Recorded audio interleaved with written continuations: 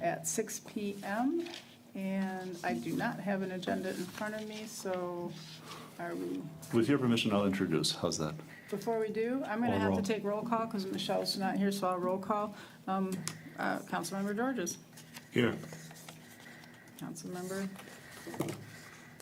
Shepherd. Here. Mayor Pro Tem Sampson. Here. Councilmember Milan.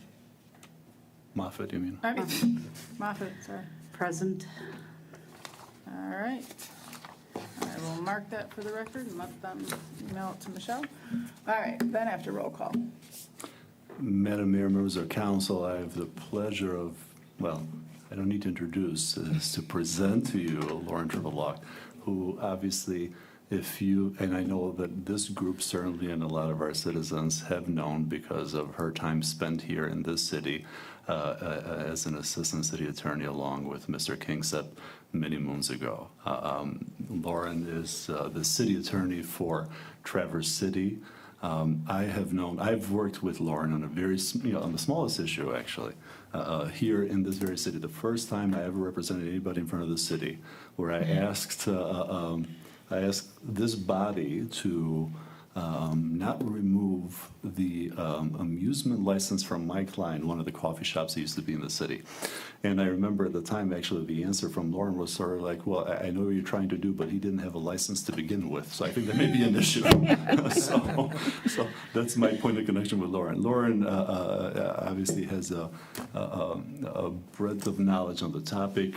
This body, in all its iterations, has wanted to have such a meeting to be able to get a conversation with respect to the proper role of council when compared to, in particular, with the city manager. And as we saw just prior today in our prior meeting, that there's some fluidity there, and sometimes it is important to hear more from more than just your city attorney, who does have a role in representing, obviously, this body and this city, to hear from somebody, and at the same time an outsider, but somebody who has a connection to the city. Lauren has been with the Traverse City for over 10 years at this point. I know also, Lauren, on account of the fact, and this council will be attesting to this, I always say how, well, I put this on or I saw this at our listserv, and in our listserv, everybody agrees that, and that's the municipal attorney's listserv, which Lauren is one of the most prolific contributors to this listserv.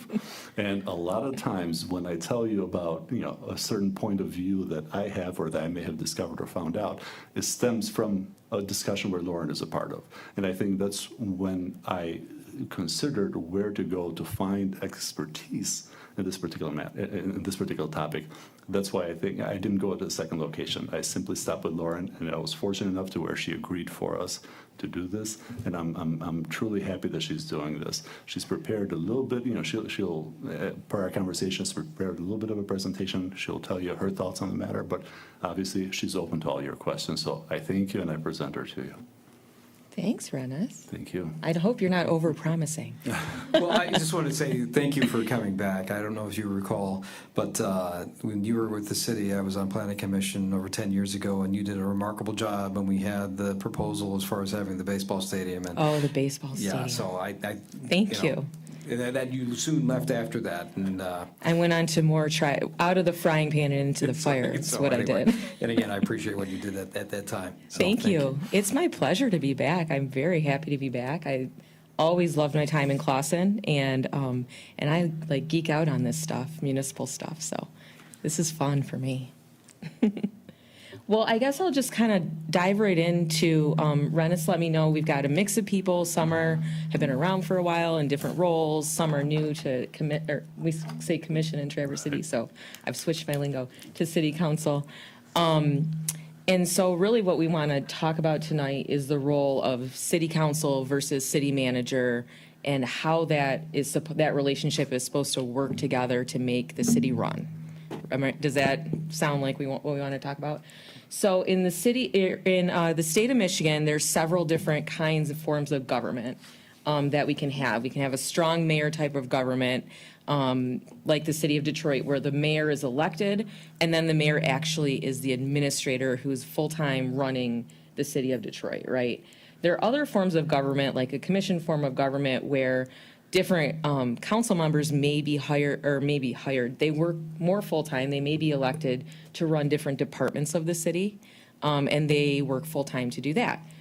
The most prevalent type of city government in the state of Michigan is a council manager form of government. Almost all cities are council manager form of government. And the idea with that is that we have council members who are elected to set the policy for the city, and you all work together to do that. But you're not full-time. You don't have offices at the city here in this building, and you really are. Your role is to sort of funnel what you hear from your constituents and the public that hired you by electing you, and funnel that to your city manager. Who you hire can everybody hear me? Is a professional person who's trained to in public administration most commonly to run the day-to-day operations of the city. And then you have department heads. Now, different cities do this different ways with department heads. In Traverse City, the city commission, we have 7 commissioners. They hire only the city manager and the city attorney. And those are their 2 direct reports. I pulled out our charter again, and you have a little bit different. You appoint the treasurer and the clerk as well, right? So you've got a couple more direct reports in addition to the manager and the attorney. But really, when you think about your department heads, those are your subject matter experts. They're experts in their fields. They know how to do these tasks. And you know where, the greater vision, the 20,000-foot view of where you want the city to go. So you're relying on those subject matter experts to show you, help you, tell you how to get there, and then to be boots on the ground carrying out that policy once you've made policy. So the council makes policy how? As a majority, right? You don't speak as one council member or as the mayor. You speak as a majority. So you need 3 people to do anything good, right? So that's how you're really going to direct your staff, and most importantly, really your 2 most important staff members are your attorney and your manager, because those are the people that's sort of the nexus point between the rest of your staff, who's going to carry out that policy and make sure that it happens, and this body, which decides what is happening. So you're the brains behind the operation, and your city manager is the arms and legs that's going to work with his or her staff to make it work, make it happen. So what I always tell, we always do trainings with our city commission. Actually, we do a training when there's going to be an election. We bring in all of the candidates, and we do sort of a shortened training and kind of give them the rundown. This is how your life is going to change once you've been elected. Don't send that email in the middle of the night after you had a bourbon. It's going to be on the front page of the paper, that kind of thing. But then we do another kind of in-depth training after everyone's been elected and they're sort of settled in, and really try to, remind them that their role is to work as a group and to direct their manager what needs to be done, not necessarily always how it needs to be done. That person is a professional person that's trained.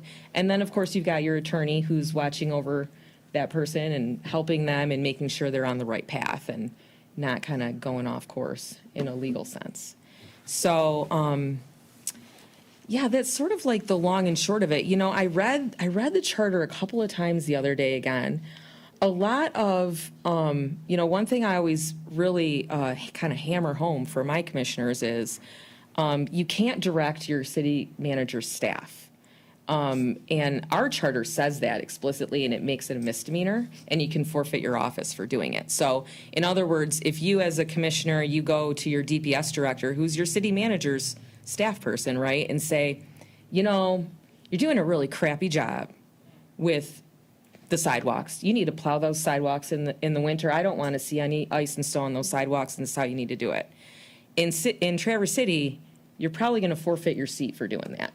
It's a misdemeanor, and And you can't do that because really what it does is it sort of undoes that whole form of government that we've got, right?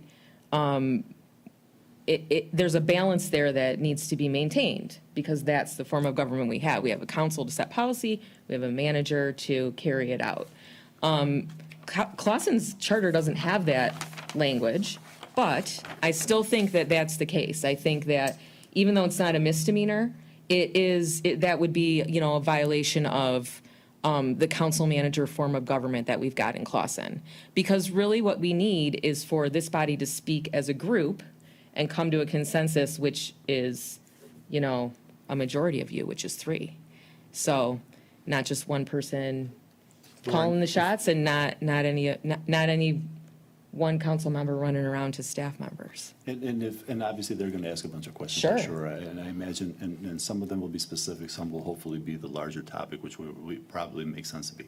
But for example, as I indicated to you earlier today, there's a motion, when we have a motion such as the following, to direct the city manager to accomplish something with respect to his employees or her employees, whatever it may be. I would imagine, and you can correct me if I'm wrong, and you can expound upon it if hopefully, I would imagine that action would be void ab initio, even though we necessarily do not have, an ordinance to that effect or a charter provision to that effect. Right. On account of us being a statutory creation as a city. Right. As a municipality. Right. What word did you just use? I'm sorry, void ab, I used Latin, which is my favorite. Void ab initio, void at the onset, from Right. the outset. So so basically what that means is, I mean, you could adopt that resolution, but it's really ineffective legally because that's not the way that our whole government in Clausen is set up and works. I suppose, you can direct your city manager, hey, I want to see this done, right? As a group, as 3 of you. In a sense of you want to see a task accomplished. But the role of the city manager is to carry out the policy directives that this body has, right? Like, hey, we want to revamp the park. We want to make it a baseball stadium. Make it happen. Now, you're going to have a room full of people, but if that's what this body decides, if that's what 3 of you decide and you vote for the baseball stadium, then it's the manager's job to make that happen. If he decides that he or she needs to hire a whole new department to do that, that's really up to him or her. Now, the other kind of hook string you've got in there is the budget, right? So the manager can come to you and say, I need a baseball department because we're going to make the park into a baseball stadium. And you all can say, nope, we're not going to fund that. Find another way, find a grant, good luck, right? But it's not for this commission or this body to come to the city manager and say, you're gonna hire Susie Jones to make that park into a baseball stadium because we think Susie can do it and she's the one and it's not up to you, it's up to us. Those types of administrative decisions are left to the manager because he or she is this administrator of the day-to-day, managing of the city. Does that make sense? Absolutely. Okay. So that, and the language that I used earlier, for example, with council was that's, it shows the wishes of council, but it's aspirational ultimately. Right. Yes. Right? It has no force of law behind it. Right. Yeah, I mean, really, when you think about it, you're thinking at the higher level, the visionary level. I mean, you would, council member Shepherd, you would think of this in your role as a planning commissioner, right? You're looking at the master plan. You're looking at for 50 years out, and you're looking from this mountaintop view. You're not looking at, well, is there going to be a sidewalk on that corner of that street? That's too granular. You're looking for the wide angle view of the direction you want to go, and you're giving that feedback to your manager and your attorney through the budget, through the master plan, through resolutions, through ordinances that you're going to enact, right? That's city policy. Those are the policy type of documents that this body uses to move the city in a certain direction. I think, Lauren, I'm wondering if you would not agree but expound upon this, that, it is kind of, a council, a city council, city commission, it is a uniquely created statutory body, right? A municipality, within the context of municipalities, in the sense that it operates as a legislative body, Right. but it does have some quasi-executive authority embedded therein because of these large carved areas such as budgets and Right. finances. Right, but those are still, so only home rule cities can be a council manager. It's a unique creature that is only allowed for home rule cities like Clawson, like Traverse City, like many cities in the state of Michigan. But it is bounded by the documents that have created it, right? So the Home Rule City Act lays out what can be in your charter and what can't be in your charter. And then your charter is based upon that. If you have something in your charter for some reason that violates the Home Rule City Act, it's not legally binding.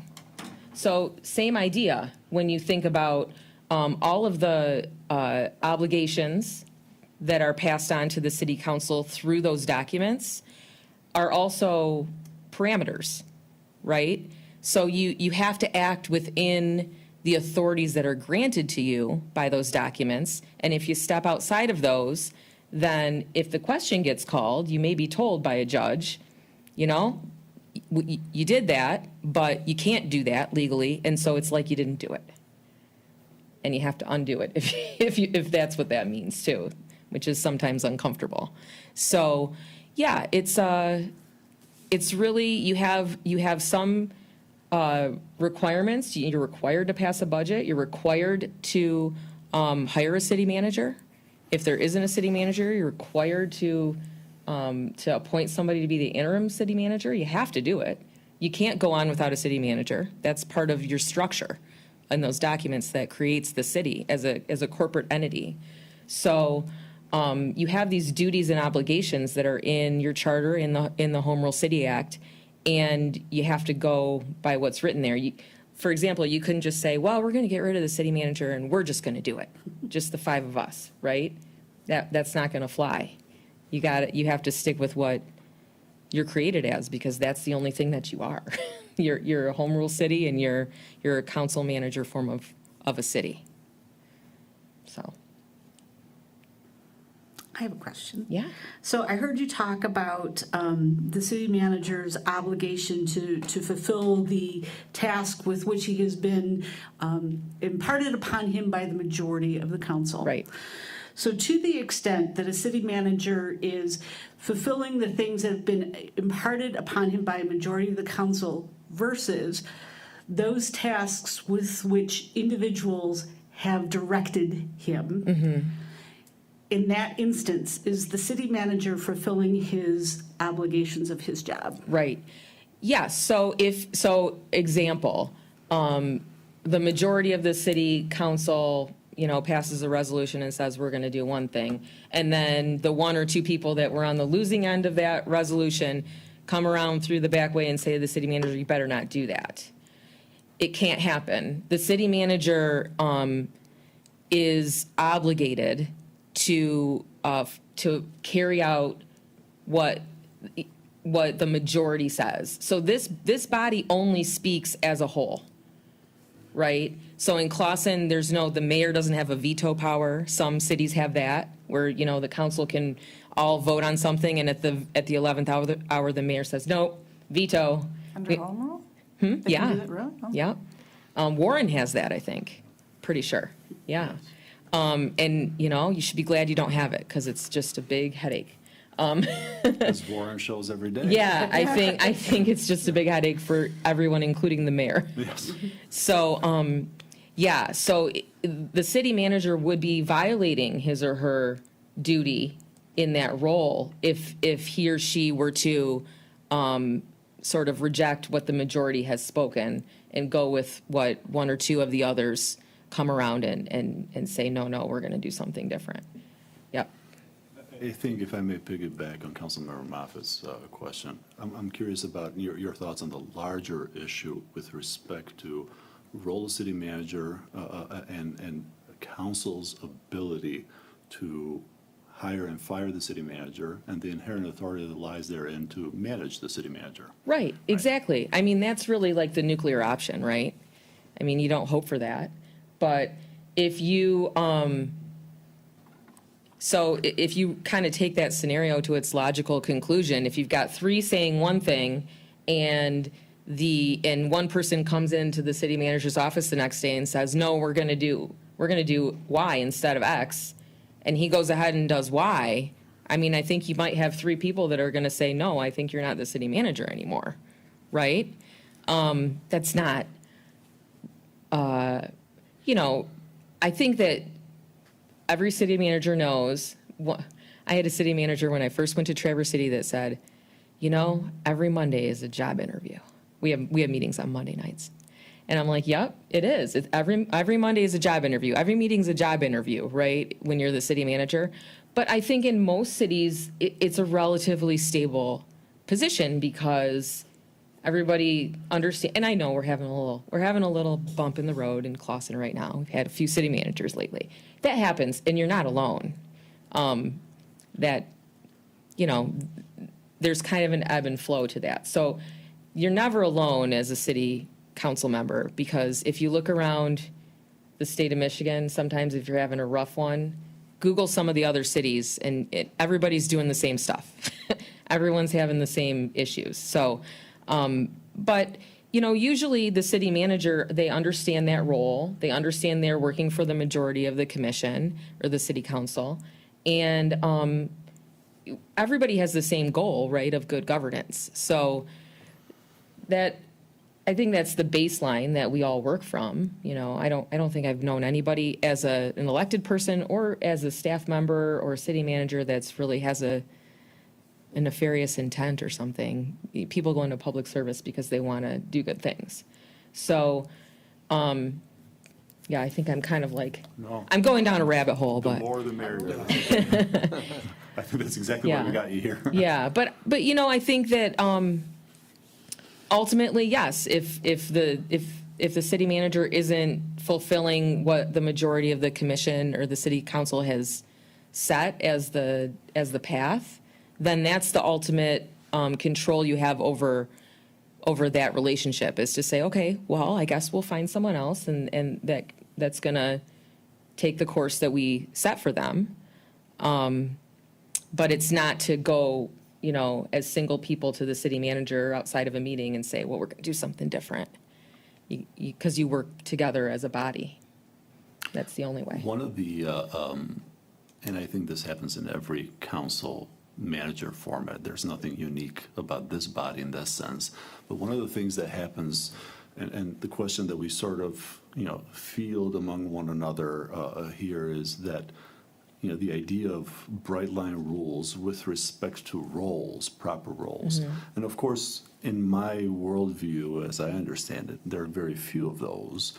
And it tends to be, and I wonder what your thoughts are on the matter, that it is somewhat at times between, depending on the city manager, whoever he or she may be, and the council members, whoever they may be at any given time, there's some ebbing and flowing of that authority. What are your thoughts on that?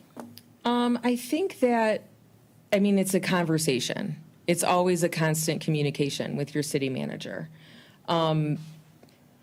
And, you know, we have a very engaged city commission too in Traverse City. And I always like to tell them, like, we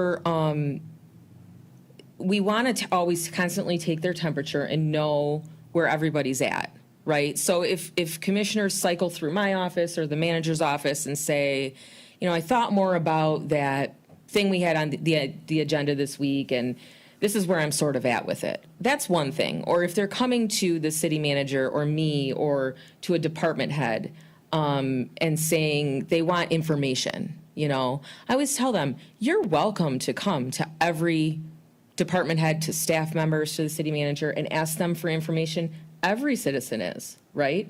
I think that you get closer to the line, or you cross the line, when you say you will do X. So you come to the city engineer and you say, you're going to do this.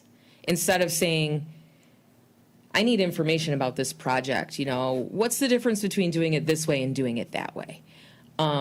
So I think that really the tipping point maybe is when you're directing somebody versus when you're having a conversation, asking for information, giving that person your perspective.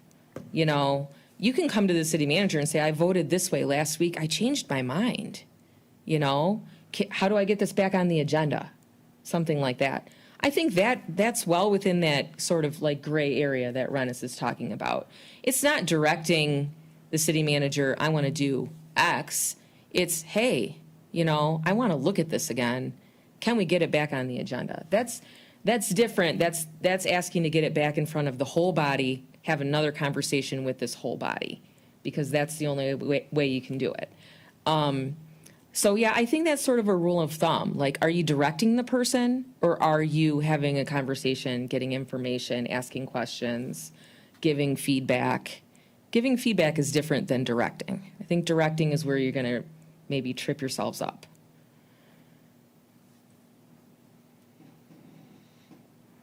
So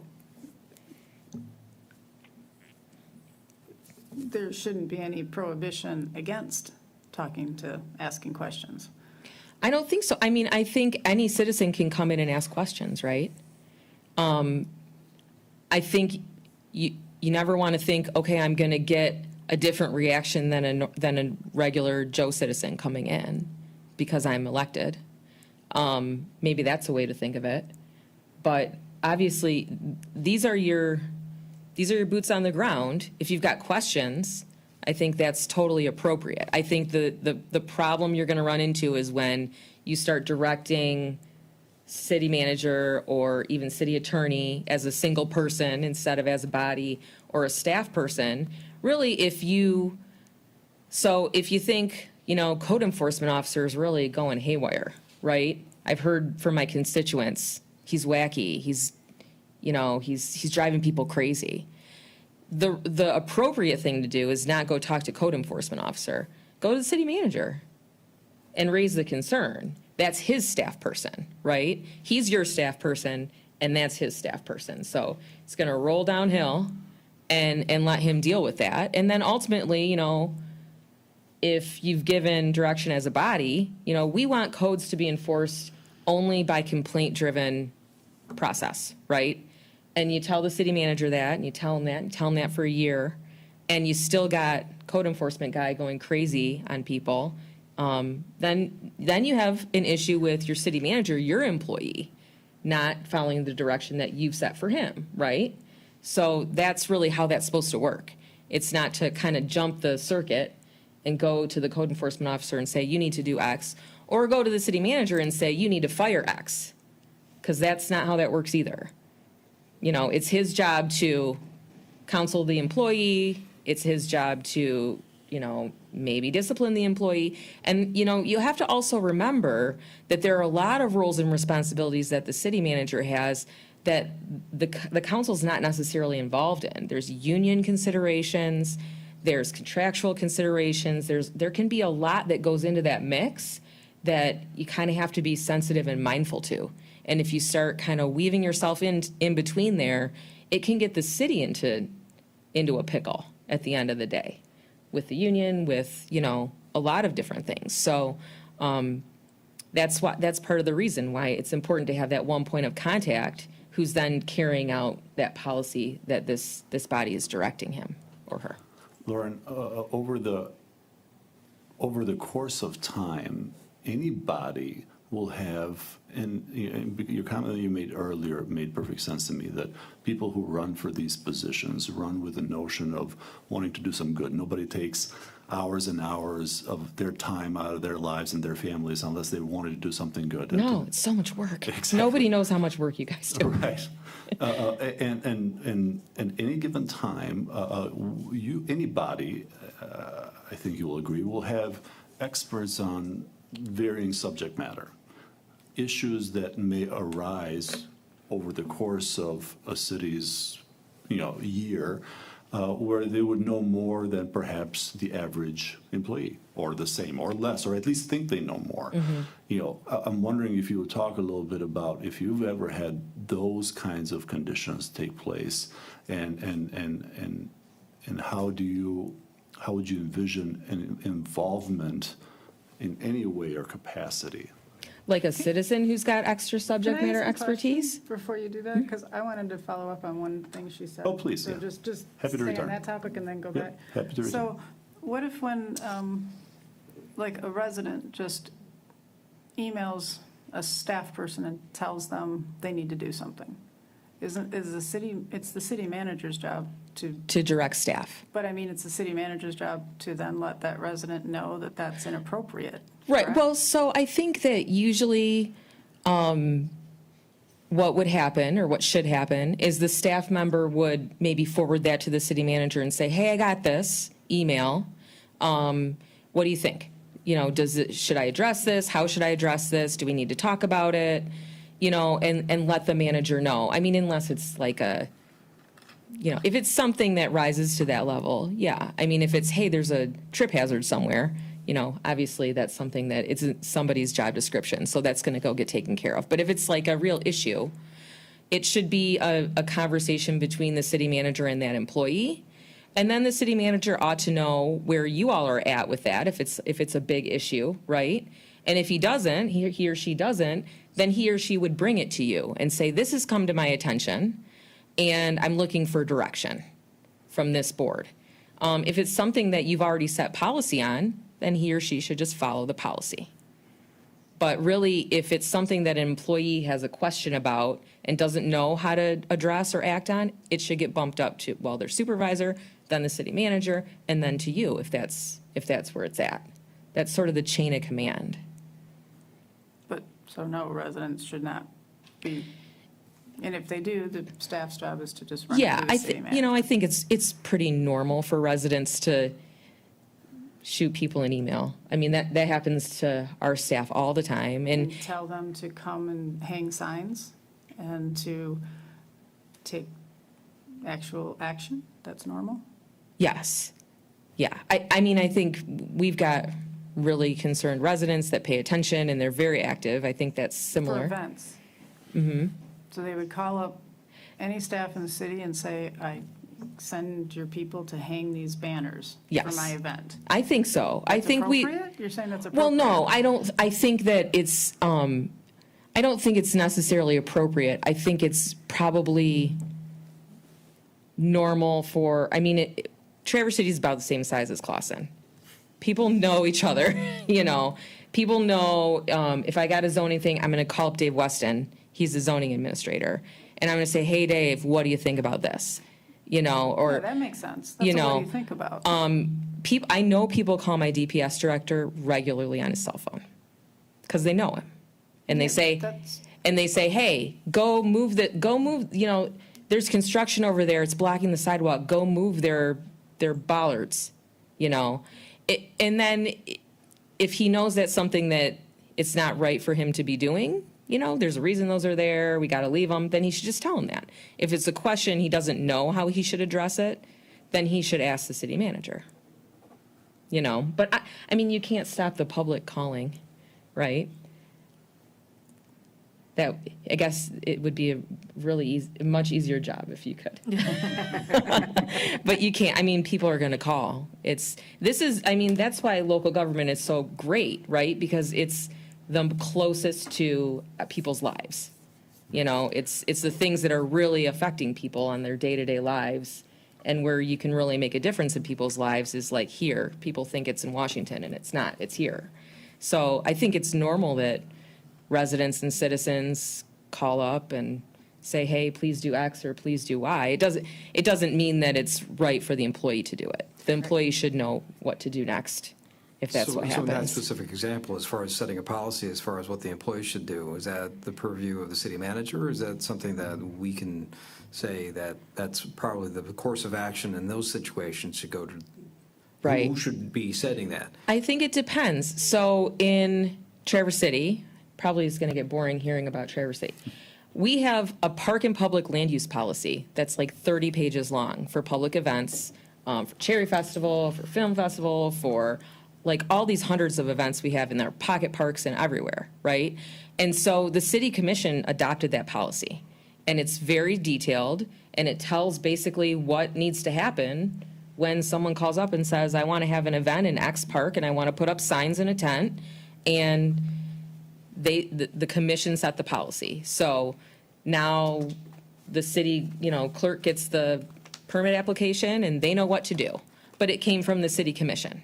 It didn't come from the manager. You could say, we want to have something like that, and as a body decide you want to do that. Or you could say, hey, city manager, we want you to adopt a policy about parks and public land use. We want to have one. We want to have a policy for that. And that would be an overarching policy goal that you've given to the manager, but let him or her then administer that. So it can happen on different levels, and it's sort of even hybrid with us. Some events come to the city commission because they're bigger or they have certain elements like alcohol or big tents or this or that. And, smaller events, they just go administratively through the clerk's office. So you can decide what you want to see and what you don't want to see. Do you want to see if somebody wants to put signs up? Do you want to see it? Maybe you do. Maybe you don't. Maybe you just want DPS to handle it, You've unwittingly landed in the hornet's nest. Oh, boy. So, now, that being the case,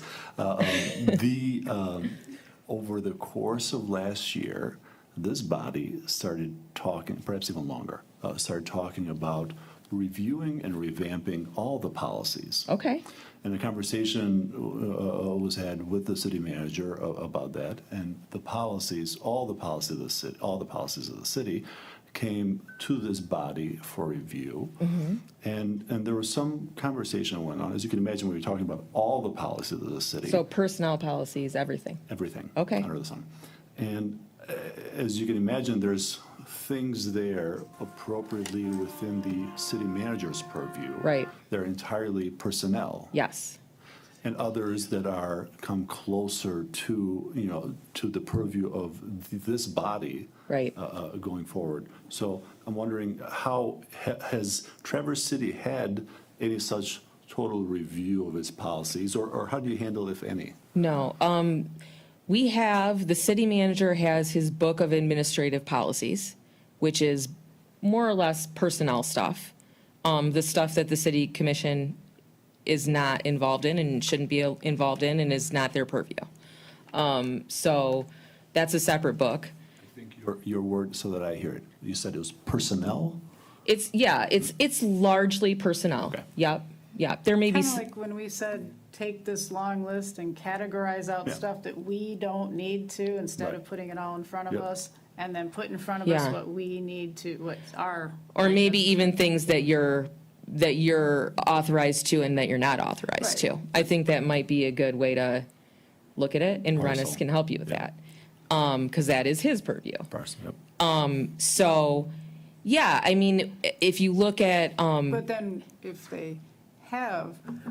that's been directed, fine, this isn't us, this is Yeah. you, and this is, but, just needs to be completed, needs to be done, needs Yeah. to exist. That is a correct council direction. to say, we want you to have personnel policies, I think we want you to have personnel policies is perfectly appropriate. And then, Yep, and then you gotta let go. That's my opinion. If you look at our website, there's a whole page of city commission policies, and it runs a gamut. There's many, there's a no plastic water bottles in city hall policy. Okay, there are park and public land use. There are monuments. Monuments and parks. How do we do that? There's probably 50 policies on there, and they mostly are those overarching, those goals of direction of the city that you think of when, how do we use our public resources to steer the city in a direction? We don't want plastic water bottles because we don't want the city to buy them because it's not friendly to the environment. That's what that commission thought. The next commission can change it if they want to. But those are those just broad policy types of decisions that the commission can take on as a written policy, and then you adopt that as a majority, and that's how you've spoken on that issue. So to go back to my question from earlier, I'm going to give you the specific example, and I want you to tell me I don't whether. think you finished the question. Well, it's okay, I'm going to give you a specific Okay. example now to illustrate the question I was attempting to ask in a long and overdrawn format as only attorneys can. Right. Right. So Councilmember Sampson has some experience and expertise when it comes to towers. Okay. Right. Cell towers. Like cell Not towers. just random towers. Okay. Yeah, Eiffel Tower. In the town. Yeah. So, in creating a policy, and I know you're obviously aware, Mike, with ProTech, Yeah. listserv stuff that we get all geeked Sure. on. That's obviously, there's some technical expertise there that I, as the attorney for this fair city, wholesale lack. Yeah, me too. I hate that cell tower stuff. With a passion. Call him. Yeah, with the passion, right? Yeah. Now, easy enough to get Mike Watsa's ProTech policy, the suggested ordinance that he had crafted Right. for all of us, basically.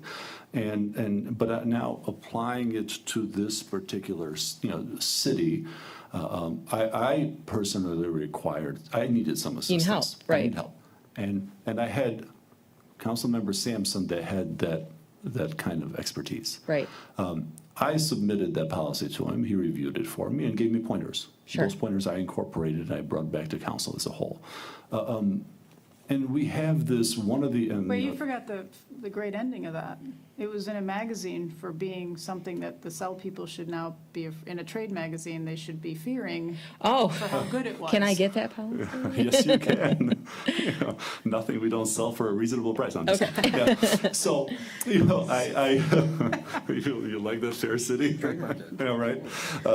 So, one of the things to tie to your earlier, to my question, to your earlier comments, there's obviously, this body, much like anybody like this, shows up every 2 weeks. Yeah. Right? For a limited amount of hours. Most of the time, they all have jobs, they have lives, they're not here on City Hall. The business of the city is run by the city manager, department heads, all the city staff. Right. Right. And there's a tendency to obviously get a little antsy when we see, when staff, and I'm going to move myself out of it because I, obviously, as an independent contractor, I do have other stuff, so I'm not here either. But I think there's a tendency to be a little antsy when members of council, on account of your earlier comment, do show up. Right. Because of that idea of, directing versus requesting or asking to see things. So I'm wondering if I made a mistake with respect to council member Sampson. Did you pay him? Okay. No sex, drugs, or rock and roll. Okay. How's that? Okay. No, I think it's great, actually. I think we had, when I first got to Traverse City, we had a council member or commissioner who owned a construction company. And when she would speak about projects, it really resonated because she knew, right?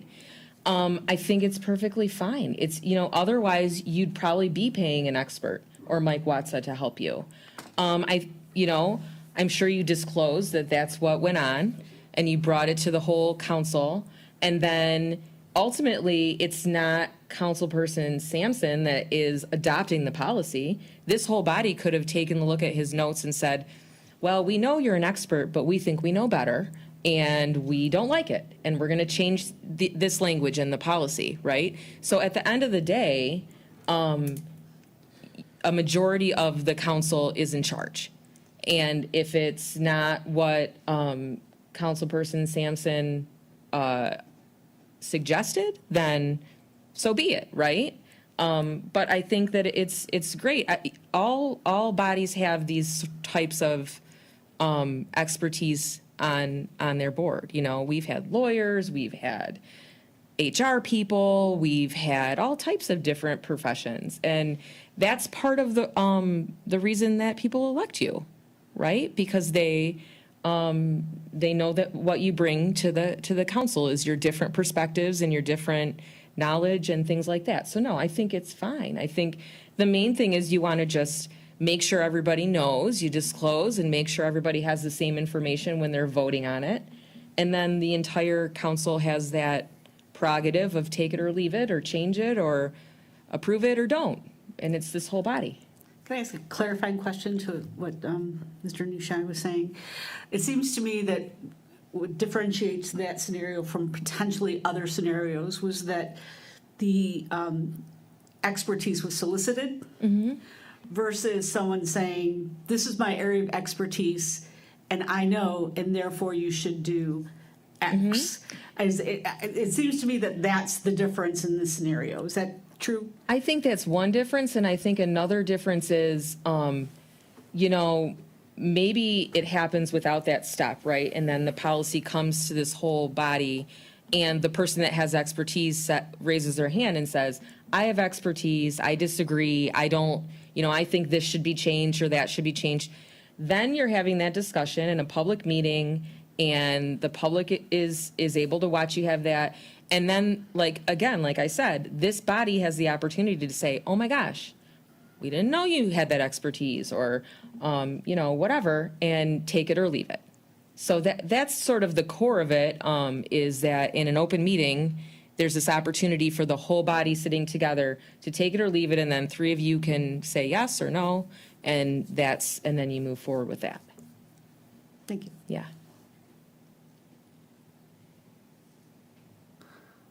We're 15 minutes away from the hour, so unless there's any other questions about this, which you, of course, can come back anytime you think about it, I'm wondering if we can have Lauren just give us a couple of moments of our time to talk about Open Meetings Act, FOIA. Sure. General, Before you do that, larger concepts, but see yes. if anybody else. Yeah, and that's why I said, Yeah. unless there's Yeah. other, comments, questions, Before thoughts, she moves whatever. on to that. No, I think my question was asked. Okay. Did you have any questions? No? Not yet. Not yet. On this topic, because she's going to move on to another one. If I understand correctly, you keep talking about a majority. Mm-hmm. Okay, in our situation, 3. So if we pass a motion saying we'd like to have the city manager do something, no. Okay. Again, we talked briefly about having a majority, okay? So if we want the city manager to do something, we can pass a motion, and if we get the majority of 3, okay, then he has to do that. If it's within, I want to say, the reason. Within Okay. your authorities. Yep. Exactly, okay. So that way, if the city manager ignores it, then how do we handle that? The city manager is accountable to this body. So he is your employee. So really, it's in that instance, it's an employer-employee type of relationship. You've got a contract with him, her, Okay. him, her, whoever it is. And, there's a range of ways that you can proceed with that, right? You can give him a warning. You can, reprimand him. You can fire him. And that's the relationship that you've got with your city manager, it's anywhere from, hey, we're going to give him a stern talking to, the nuclear option is you can let your city manager go. Certainly. He's your employee. So, but it's a relationship too. I've had, since I've been in Traverse City, I've had 3 city managers, and I think it's a stable relationship. Nobody's always happy with everybody, right? But you work as a group to set that direction. And I guess, if three council people are unhappy enough, then that's the direction. But I think overall it's a stable relationship because you should be working in the same direction with your city manager. That's what usually happens. Councilmember George's point is actually astute in my worldview, and I'm going to give you a motion. And I'm wondering your analysis on the following motion. Okay. I make a motion as a member of council to have any former city manager that walks in council chambers, starting this point on, to be drawn and quartered, tarred and feathered. Okay? Did this earlier. Forthwith. Except last time Paula was getting drawn and Yeah, quartered. exactly. I'm sorry. I'm utilizing everyone that I can. By our chief of police, it happens to be interim city manager, go.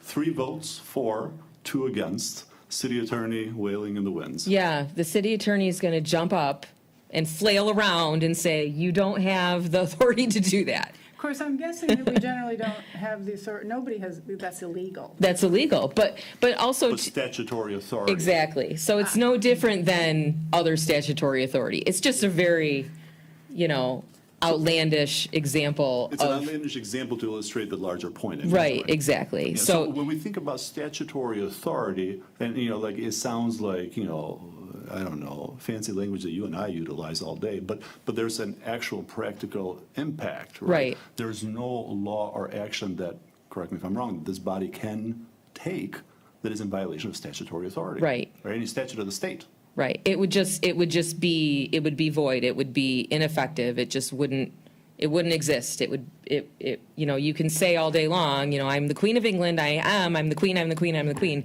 but you just aren't. So, Well, now the motion would be, city manager, make me the Queen of right, England. right, and you can vote all day long, she's the Queen, she's the Queen, she's the Queen, but, I may have some corgis, but I'm still not the Queen. So it's just not possible for you to take that action because you don't have the authority to take that action. Thank you. Yeah. So barring other questions, will you give us your My rundown? Intern, did you two have any other questions? I'm sorry. Nope, you've exhausted my questions. Okay, Thank you, I do not either. okay. And again, Anybody? please move on. The quick rundown on OMA and rundown. FOIA? Okay, so like I said before, FOIA, this is the statute that talks about public documents. So like I said before, citizens are welcome to come and request documents at any time. There's a 5-day turnaround for which you have to provide them. And then you can take an extra 10 days if you're having trouble Since finding I them. was 15, but now. Yeah, now it usually, adds up. a lot of times they'll just go ahead and take the 10 days. And people can come and request to review documents, so come into City Hall and have them provided and flip through whatever you've got. Or they can request to have them provided to them via email or copies or whatever. And there's a very strict outline in the statute about how much you can charge and how that all is supposed to work. And your clerk takes care of all of that for you, and she's very capable. You're still capable. She's more than capable. So this is the statute that really, what you have to be mindful of when you're a new council person is anything you put in writing that is in your official duties to the city can be and will be provided no matter who asks for it. So if a resident asks for it, if the newspaper asks for it, whoever asks for it is going to get that document. And if you don't provide it, they're going to go and they're going to file a lawsuit and they're going to get the document and then you're going to pay for their lawyer. So what you really need to be mindful of is whatever you put in writing can be on the front page of the paper within 5 to 15 days. So just think about that when you're typing out your emails and you're irritated about something. I always say sleep on it. And Without the bourbon. Yeah, without the, no. well, if you need the bourbon, drink the bourbon, but don't click After these send. meetings, you still need it. And then sleep on it, and, because the bourbon might help you sleep, and then wake up in the morning and think better of it, because you don't want to see that on the front page of the Free Press or some other, or the internet, or Does who that knows. include personal notes that we're taking, or is that? So that is not a totally, there's a couple of cases that talk about if you're keeping personal notes that are just for your own recollection, that don't, the city wouldn't have a copy of them, nobody else would, then those probably are not subject to FOIA. But text messages are, emails are, voicemails are, your calendar might be. If you keep a written calendar, if you keep a notebook of stuff, it might be. So you just want to be really mindful. People are hunting for this stuff all the time. And especially when you have like a juicy something going on in the city, they want to, they might want it, and a judge might give it to them. So, yeah. And as it relates to the OMA, I'm wondering, because that intersection, I'm wondering if you could tell us a little bit about, communications among council members, 2 or more, 3 or more, God Okay. forbid. So the point of the Open Meetings Act is that the public is allowed to watch you make your decisions. They're allowed to hear your deliberation and watch you and understand what goes into those decisions. They're not, the point of it is not that the public gets to debate with you, right? They can come and they can give comment, and you have to let everybody comment who wants to comment. You can give them all 30 seconds, but you have to wait till everybody's done. Everybody's going to get their 30 seconds, right? You're not going to say, we're going to take 100 commenters tonight, and that's it. You're not going to do that. Or we're only going to have comment until 11 o'clock, and then the meeting's over. Nope, you're going to sit in your chairs and listen until everybody's done speaking, even if they only get 30 seconds each, and then you can be done with your meeting. And it might be 2 a.m. That's happened. So they get to watch you make your decisions. So if you're talking amongst each other outside of an open meeting, that's not the spirit of OMA, right? They're not watching you make your decisions. If you are round robining everybody on the council and saying, well, I'm only talking to one person at a time, it's not a meeting. Well, once you've called everybody on the council, you've deliberated with everybody on the council outside of a meeting. So it is a meeting, and you haven't done it in public, and it's not properly posted. So you can't do that either. I don't know how many like ad hoc or subcommittees you do. Do you do that very often? You once again have nailed it without Okay. even realizing. So if you appoint 3 of your council members to an ad hoc committee, it's okay, But it has to be open. but it has to be an open meeting, okay? And it has to be posted. And then your quorum is 3. You've got 3 people on that committee. So you can't call each other and talk about it with one other person on the ad hoc committee because that is outside of a public meeting and that's the majority of that committee. Does that make sense? So the best way to do that is always sort of work through the staff member who is helping you set up those meetings. Usually it's the clerk's office because they post everything. So, if Councilperson Moffitt is on that committee and she says, you know what? I can't make it to that meeting that's supposed to be on Wednesday. I want to move it to Friday. The better thing to do than calling Councilperson Sampson and saying, I can't make it, is to call Michelle Kukuk and say, can you help me reset this meeting because I'm not going to make it and we should move it to Friday. And then Michelle can call the people on the committee and get that squared away. And you haven't had this back and forth behind the scenes that would hypothetically maybe violate OMA. So, is that helpful? I think so. Okay. Question. What happens if you have an ad hoc committee of 2? Yeah, if you have an ad hoc committee of 2, then you really have to go through probably the clerk's office or whoever's setting up the meetings to do anything. Because, there is actually a funny case about can a committee of 1 violate OMA? There was it was a fire chief, I think, Yeah. was on a committee of 1. He was appointed, and it was like, is he supposed to sit in a room and let people watch him think? So that doesn't really exist, a committee of 1. But a committee of 2, definitely, you're going to have to post it, you're going to have an open meeting, and you're going to have to work through probably a staff person with all your communications. And especially, too, email can be an open meeting. We've had a pretty recent case on this, too, where one council person emailed the whole council, which I don't recommend to begin with, but they did. And then only 1 or 2 of the other council people emailed back. The other people didn't engage. They didn't respond. And the court still said, nope, it was a quorum because everybody was in that email room together and they were deliberating and, these couple people were emailing back and forth. The other people were there. They were getting the emails, and that's a violation of OMA. And so, it's really tricky. We always try to just work through usually the clerk's office. So, and even if I send an email out to the whole city commission, I'll say, just respond only directly to me. Do not reply all. Reply all is not your friend. Now, Rennis, we asked you about the ad hoc and the quorum, and you said, 3. yeah, and she just said, doesn't matter. we were going to listen to her. She knows better. I know. That's the question. No, so I think in my, I mean, I'd have to look at the context and how we had that conversation, but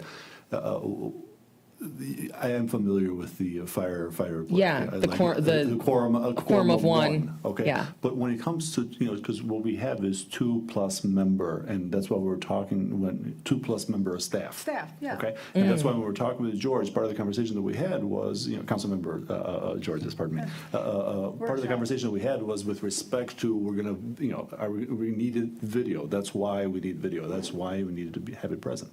Do you understand what I mean? You never said video. Did we have that conversation, sir? I think we did. Did you have it with him? Maybe I had it We were after the up fact, yeah. Here, we were asking.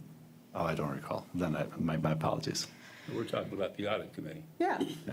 we asked. on that. What we had said, we have we have a. 2 members of council. 2 members of council. Plus staff. Staff. A staff person. Staff. And City that manager. subcommittee is Commissioner? appointed by this whole, By the body. Yeah. Remember? So Yeah. that was the conversation we had. That once it's a creation of this the body. it comes from a governmental, Yeah. you have to have, that's to quorum, post it. You have to post it, you have to have notice, you have to have video. Okay. I'm Wait, pretty sure we when had the did we conversation. start to have video? you're When not, did video you're not become a requirement? required to Not have required to video, but in the but sense it has it's to be your open to the practice. public. I'm sorry. Yeah, okay. it has to be That's what I open. meant to I was say. like, where did video was come that from? during That COVID? lost me. No. Oh. Actually, I'm utilizing the term video for, as in, but open to public. Okay. is Yeah, what I mean. open to the Okay, public, now I absolutely. just totally lost me with video. You're Yeah. fine. You're fine. You're good as far as that's concerned. I have 2 questions. Mm-hmm. I'm just warning you. So you talked about emailing everyone on council. How about when one individual emails and engages in an email conversation with a quorum? So one person's emailing the other 2 and they're emailing each other back and forth. Yes. OMA violation? Yes, Good you to know. can't engage with a quorum.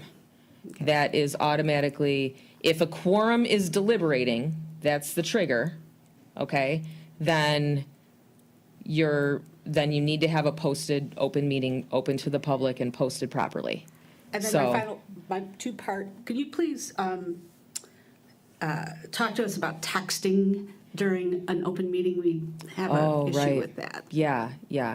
Texting during an open meeting between members on the council, I don't know that we have a case on this. I'm not aware of one. That doesn't sound. However, However, yes. I would strongly recommend no. Because you know how it's going to come down when we get a case. You know, I mean, how is a judge going to say that's any different, right, than emailing a quorum? It's just not. And when you look at the purpose of OMA, that's just really flies in the face of the purpose, right? I mean, the purpose is you have to sit up here and talk about it with each other so that everybody out there can hear you, watch you, know what's going on, know why you're making the decisions that you are. And so to clarify, Yeah. not just texting amongst each other, but receiving texts from other people as well. Like from constituents? Yes. Like, for example, we were at a meeting the other night, and they didn't understand, like 2 people, they couldn't figure out why they couldn't see anything. Gotcha. So I had 2 people text. and say, Texting "We you, can't see texting you anything." from out, Yeah, I don't know where the somewhere. hell they were. Yeah, saying, we can't see anything, and I stopped and I said, Ken, please explain. Right. Because and then commented so they understood that YouTube, you can't, yeah, they couldn't see, or they couldn't. So the they were on technology YouTube and they wasn't couldn't working for see. 'em. No, if you're on Zoom and YouTube, you can't see if you're Oh. on Zoom, but you'd have to go to YouTube to watch it. But they wanted to be able to talk. The and you joys can't of talk on COVID- of YouTube.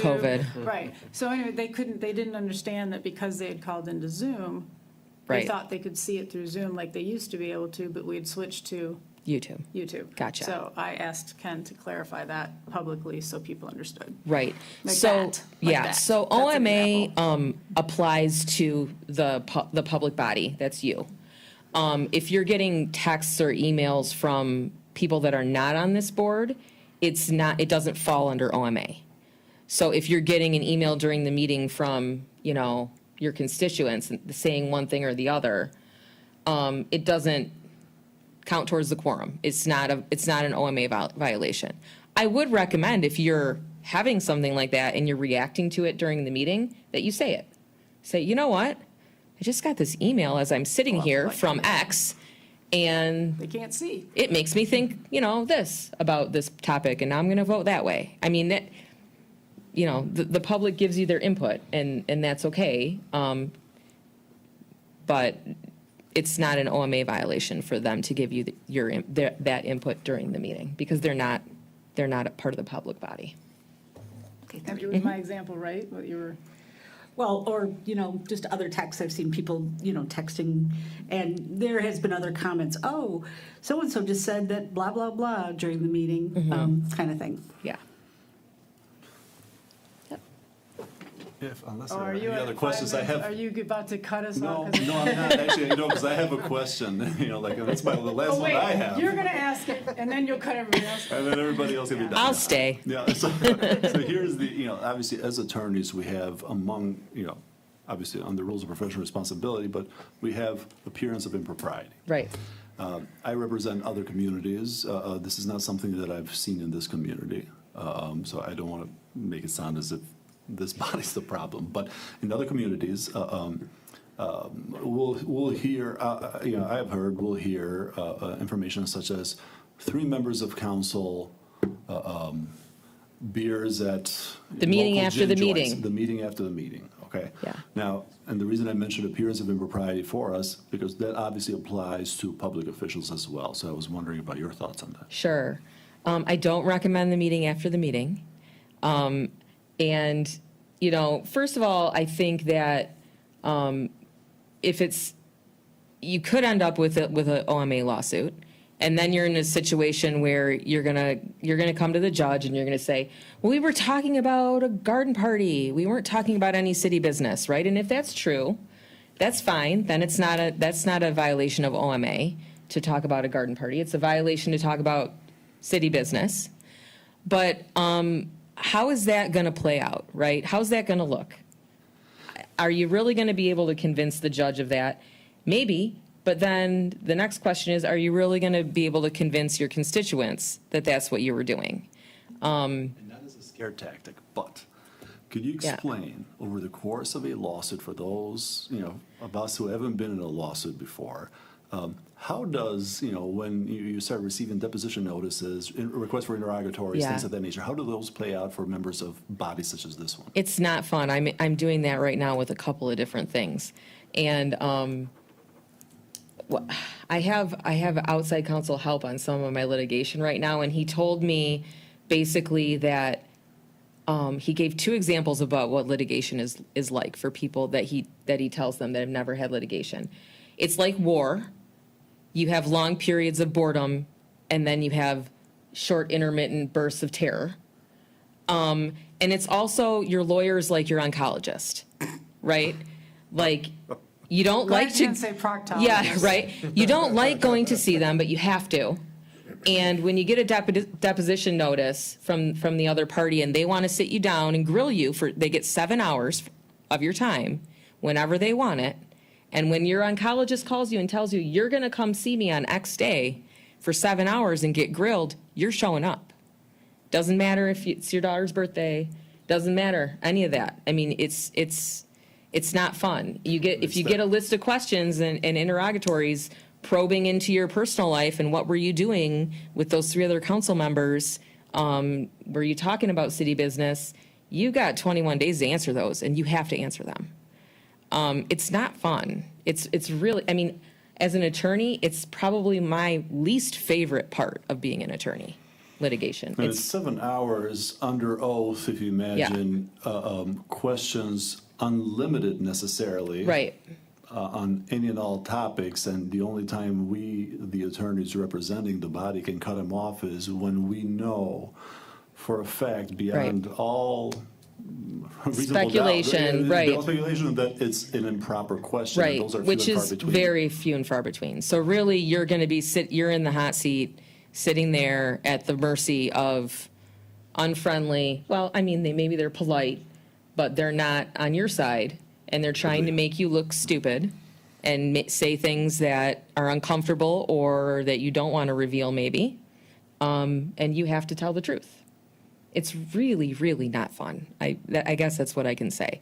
You don't want to put yourself in a position where there's any question of, was OMA violated? It's not worth it. It's really not worth it. We've had a couple situations, not with my commission, but with other boards up in Grand Traverse County where they've, people have cell phones. If you're going to go have a beer, someone's going to take a video of you doing that. Yep.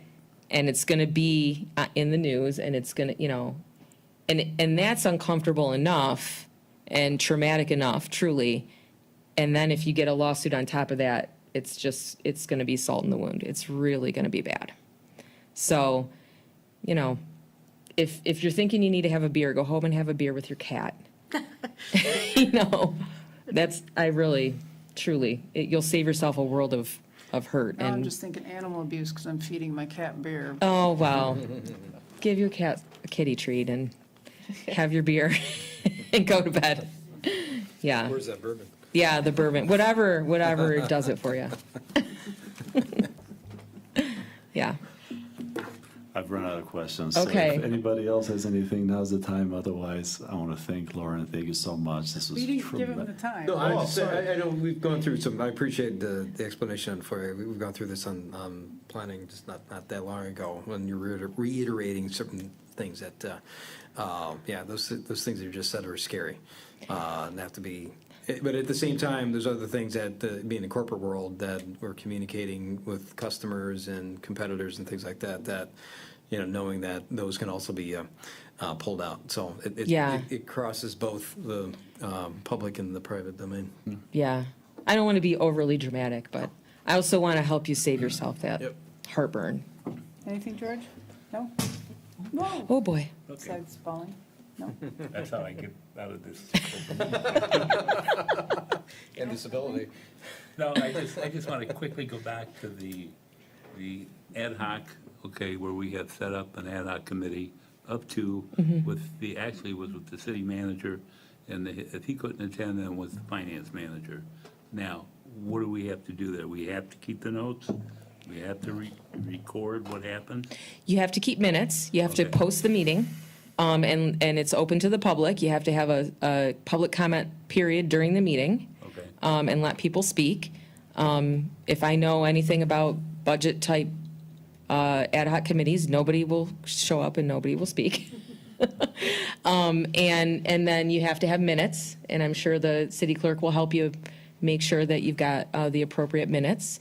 But your notes that you keep for yourself, you can keep those. You don't have to give them to the city clerk or anything like that. Now, if we have the meeting recorded, can that actually be the minutes of the meeting?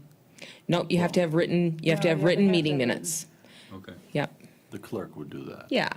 And it's, I think, because. Well, or anybody at the meeting, Right, as long yeah. as they're recorded. The Right, you get them to the clerk presumption- after and they'll I think record the them. presumption was that, I think what we talked about last time was that, because it's a creation of this body, the city manager could create the same committee, no such rules. Yep, precisely. Or the city manager can say, I'm going to have a staff committee about the budget with me and the city finance director and the mayor. And that wouldn't be an open meeting. It would just be a staff meeting because it's not appointed by this body. I don't know why he or she would do that, but just as an example. And that wouldn't be subject to OMA. You wouldn't have to post it, none of that. No? Now, Lauren, thank you so much. This has been Yeah. tremendously helpful. Thank you. Thanks for having me. Thank you for coming. you were here on vacation anyways, though, right? I called my sister after I got a call from Rennes. I was like, oh, we're going to come see you. Oh, it was Yeah. after. Oh, he said Yeah. it was, you already had plans and Yeah. he was dovetailing with. So we should have gone up to where you were and had this meeting. Well, next time. Yeah. Pardon? I live in Slabtown, so north of Front Street, west of.